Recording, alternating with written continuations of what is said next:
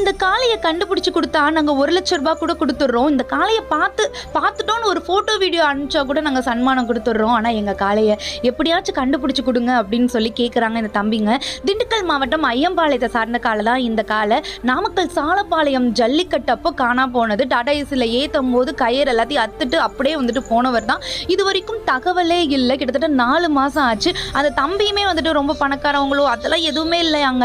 So வந்துட்டு daily தேங்காய் வெட்டுற வேலைக்கு தான் போகிறாங்களாம். பட் ஏன் ப்ரோ வந்துட்டு காண போனதுக்கு 1,00,000 அப்படின்னு வந்துட்டு கேட்கும்போது, நான் 1,00,000 கூட கடன் வாங்கி கூட கொடுத்துட்றேன். ஆனால் வந்துட்டு என் காலை கிடைச்சா எனக்கு போதும். எங்கள் காலை இல்லாமல் எங்கள் குடும்பத்தில் யாருக்குமே நிம்மதியே இல்லை. எங்கள் காலை வந்துட்டு எனக்கு எப்படியாச்சும் கிடைக்கணும், எல்லாருமே உதவி பண்ணுங்க அப்படின்னு வந்துட்டு அந்த தம்பிங்க கேட்குறாங்க. ஸோ காளையோட உருவத்தை பார்த்தாவே உங்களுக்கு தெரியும். இந்த கொம்பை வச்சே வந்துட்டு கண்டுபிடிச்சிடலாம்.